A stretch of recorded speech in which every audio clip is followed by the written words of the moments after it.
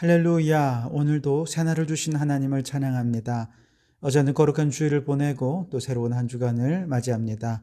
이 한 주간도 길이요 진리요 생명의 신 예수님 의지하며 믿음으로 살아가는 한 주간 되시기 바랍니다. 이 시간 우리에게 주시는 하나님 말씀은 욥기 9장 10장인데요. 9장 1, 2절, 10장 1, 2절을 봉독해 드리겠습니다. 하나님의 말씀을 경청하시기 바랍니다. 욥이 대답하여 이르되 진실로 내가 이 일이 그런 줄 알거니와 인생이 어찌 하나님 앞에 의뢰우라.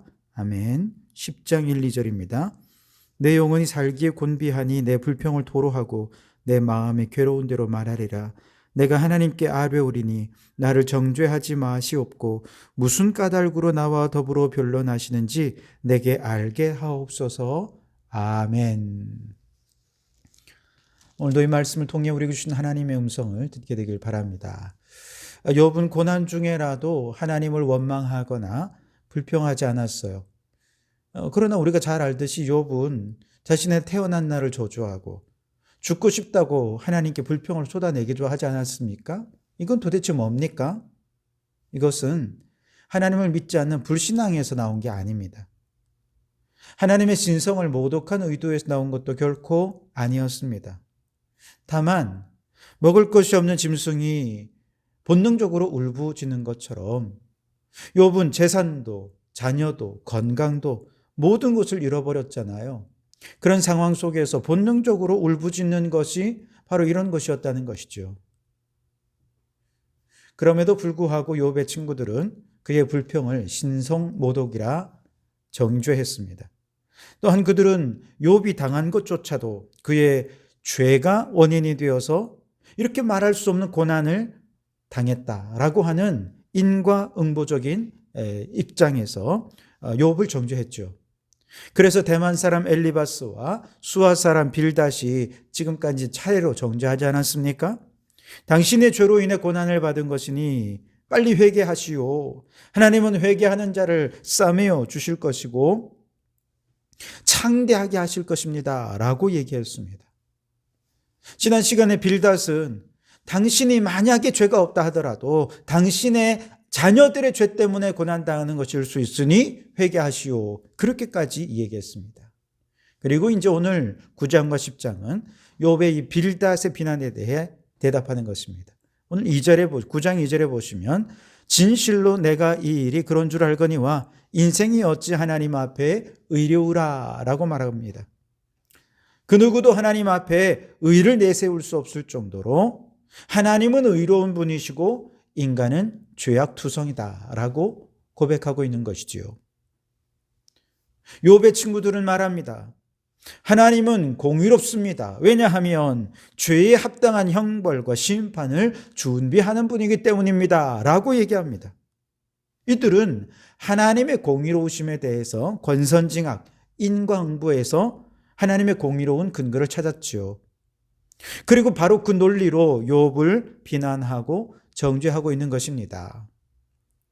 그러면서 다른 한편에 그 이면에는 어떤 생각이 있습니까? 자신들은 현재 고난을 당하지도 않고 재난을 당하는 것도 아니기 때문에 그만큼 우리가 의롭게 살고 있다는 증거입니다 라는 것을 간접적으로 자랑하고 있는 것이죠.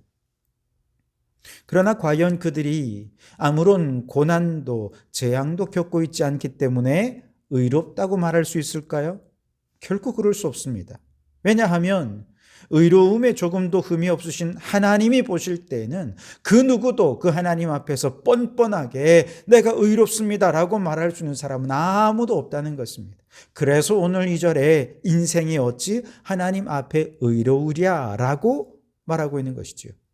만약 하나님 앞에서 자신을 의롭다고 주장하는 사람이 있다면 그는 교만으로 가득 찬 사람이고 하나님이 의롭다 인정해 주시기 전에 스스로 기준을 정하고 그 기준을 잘 지켰기 때문에 나는 의롭습니다 인정하고 그것에 만족해하는 그야말로 자아도취에 빠진 사람이라 말할 수 있을 겁니다. 여러분, 몸이 건강하고 물질적으로 풍요롭고 직장에나 가정에나 큰 어려움 없이 하루하루 평온한 삶을 살고 있다면 그것은 축복이요 은혜임에 틀림이 없겠죠. 그러나 그렇기 때문에 나는 의롭다라고 주장할 수 있나요? 그렇지 않습니다. 왜냐하면 하나님은 우리가 보지 못하는 죄를 보시고 발견하시는 분이 하나님이기 때문에 그렇습니다. 내가 의롭다고 정해놓은 기준에 따라서 이만큼 열심히 율법을 잘 지켰으니, 이만큼 나는 많은 선행을 행했으니 나는 의로운 사람이야 라고 생각할 때 하나님 편에서 우리를 바라보시면 어떻게 생각하시겠습니까? 가소롭죠. 비웃으실 겁니다. 왜요? 하나님의 의의 기준은 그보다 훨씬 더 높기 때문에 그렇습니다. 바로 이 점이 유대교와 기독교의 차이이기도 하고 개신교와 로마 가톨릭의 차이이기도 합니다. 유대교도들은 율법의 기준을 열심히 잘 지키면 스스로 의롭다라고 인정하고 있습니다. 그러나 개신교에서는 율법의 행위로는 결코 의롭게 될 수 없습니다.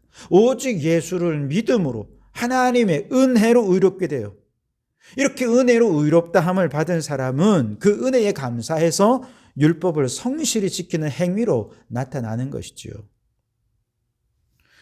또한 종교개혁의 전통에 서 있는 개신교에서는 오직 하나님의 은혜로 믿음으로 말미암아 의롭게 된다고 주장합니다. 이렇게 얘기하면 로마 가톨릭에서는 또 이렇게 말합니다. 자, 악한 행실에 대해서 하나님이 합당한 징벌을 준비하시지요. 마찬가지로 하나님은 우리가 선한 행실에 대해서도 합당한 보상을 준비하십니다.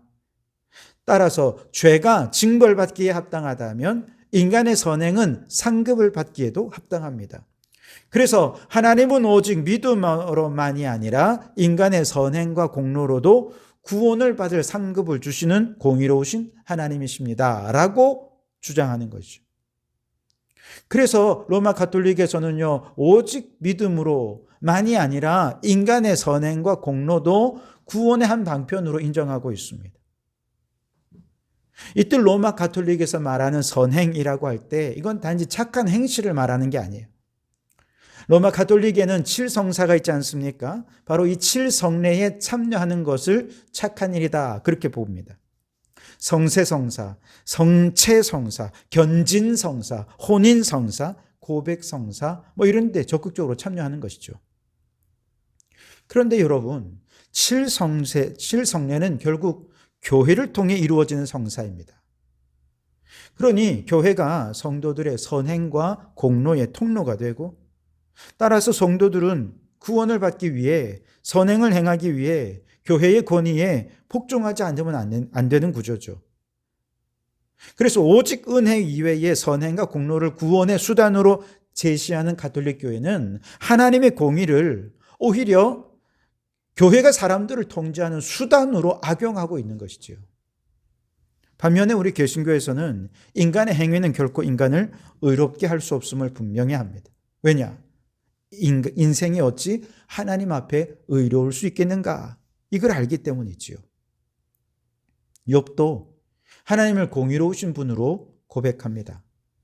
욥의 친구들도 하나님을 공의롭다고 인정했지요. 그러나 그 이유는 죄에 대한 징벌을 내리시는 하나님이기 때문에 그렇다고 말했습니다. 반면에 욥도 하나님을 공의로운 분이라 인정합니다. 그러나 욥이 하나님을 공의로운 분이라 고백할 때는 그 논리의 근거가 좀 다릅니다. 욥은 하나님의 사람을 어떻게 다루시더라도 언제나 의로우신 분이십니다. 하나님은 본성이 공의롭기 때문에 공의롭다라고 말하는 것이지 그분이 우리를 어떻게 다루시냐와는 상관이 없다는 것이죠. 우리가 범한 죄만큼 정죄하시고 심판하시니 의로운 분이다. 물론 그렇습니다만 그렇지 않더라도 우리가 범한 죄보다 더 많은 형벌을 내리시든 혹은 그 죄보다 더 적은 형벌을 내리시든 어떤 처분이라도 하나님은 절대적으로 의로운 분이다 라고 고백할 수밖에 없다는 것이죠. 9장 22절에서 24절을 보시면 일이 다 같은 것이라 그러므로 나는 말하기를 하나님이 온전한 자나 악한 자나 멸망시킨다 하나니 갑자기 재난이 닥쳐 죽을지라도 무죄한 자의 절망도 그가 비웃으시리라. 세상이 악인의 손에 넘어갔고 재판관의 얼굴도 가려졌나니 그렇게 되게 하니가 그가 아니면 누구냐라고 말합니다. 무슨 뜻이에요? 악한 자만 멸망하는 게 아니라 의로운 자도 멸망한다는 거예요. 무죄한 자가 절망합니다. 무죄한데 재난이 닥쳐 죽을 수도 있어요. 심지어 온 세상이 악인의 손에 넘어갔다 한들 모든 것은 결국 하나님의 주권 아래에서 이루어지는 일이기에 눈에 보이는 현상들이 어떠하든 하나님은 불의하시다라고 말할 수 없는 공의로운 분이라는 거예요. 하나님은 본성이 공의로우신 분이기 때문에 우리가 보기에 불의하게 보이는 일 같아도 하나님 편에서 보면 그건 가장 공의로운 일이 펼쳐지고 있는 것으로 우리는 믿고 고백해야 한다는 것입니다. 그래서 욥이 지금까지 하나님 앞에서 온전하고 정직하고 하나님을 경외하게 악에서 떠난 자로 살아왔음에도 불구하고 이처럼 엄청난 재난이 일어나서 모든 것을 다 잃어버리고 좌절하고 낙심하게 된 지금에도 욥은 하나님은 공의롭습니다. 고백하지 않고 않을 수 없고 인정하지 않을 수 없노라 말하는 것이죠. 자, 그럼에도 불구하고 다만 욥은 하나님께 좀 물어보고 싶은 부분이 있습니다. 하나님을 공의롭다고 인정하긴 했지만 자신에게 펼쳐지는 일이 도무지 이해가 안 되니까 한번 좀 물어보고 싶은 거죠. 그래서 10장 2절에 보시면 내가 하나님께 아뢰오리니 나를 정죄하지 마옵시고 무슨 까닭을로 나와 더불어 변론하시는지 내게 알게 하옵소서. 하나님께 한번 좀 물어보고 싶다는 것이죠. 8절, 10장 8절에 보시면 주의 손으로 나를 빚으셨으며 만드셨는데 이제 나를 멸시하나이다. 이해가 안 되니까 한번 물어보고 싶은 거예요. 그래서 욥의 항의, 원망, 변론은 이렇게 너무너무 궁금해서 물어보고 싶은 차원이지 하나님의 공의로우심을 인정하지 않는 것이 아니라는 거예요. 여러분, 우리가 하나님은 공의롭다라고 말할 때 그것은 선을 선으로 갚으시고 악은 악으로 갚으시기 때문에 공의로운 게 아니에요. 선을 악으로 갚으시든 악을 선으로 갚으시든 어떤 상황이든 하나님은 그 본성 자체로 공의로우신 분이십니다. 다만 우리는 하나님의 지혜를 다 알 수가 없기 때문에 하나님이 행하신 일들을 때로는 불의하게 보이기도 하고 때로는 그것이 다 이해할 수 없어서 답답하게 느껴질 수도 있지요. 이렇게 이해할 수 없고 답답하기만 해서 정말 한 번쯤 물어보고 싶을 때 있죠. 항변해보고 싶을 때 있을 것입니다. 그럴 때 여러분 욥처럼 하나님 앞에서 항변해도 괜찮습니다. 아무리 우리가 하나님께 항변하고 원망한들 하나님의 공의로우심은 결코 변하지 않을 것입니다. 우리의 마음속에 하나님의 공의로우심에 대한 믿음이 있다면 하나님의 주권에 대한 인정함이 있다면 그 믿음 안에서 여러분 마음껏 항변하십시오. 여러분, 오늘 우리가 재난 속에 있든지 아니면 형통한 속에 있든지 어떤 공의롭지 못한 상황 속에 있다 해도 하나님은 공의로우신 분임을 믿고 고백하실 수 있길 바랍니다. 그리고 하나님의 공의로우신 결과가 이루어지고 있는 과정이라는 사실을 믿음으로 깨닫고 주님의 뜻에 겸손히 순종하는 우리 성도들이 되시기를 주님의 이름으로 축원합니다. 기도하겠습니다. 하나님, 인간이 어찌 하나님 앞에 의를 말할 수 있겠습니까? 우리 중 그 누구도 의롭다 말할 수 없는 죄인임을 고백합니다. 오직 하나님만 의로우십니다. 우리의 현실이 의인이 재난을 당하고 악인이 성공하는 상황이라 해도 하나님은 의로우십니다.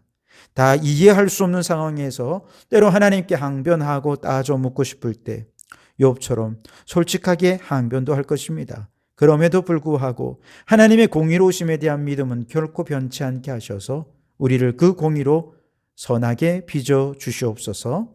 예수님 이름으로 기도하옵나이다. 아멘.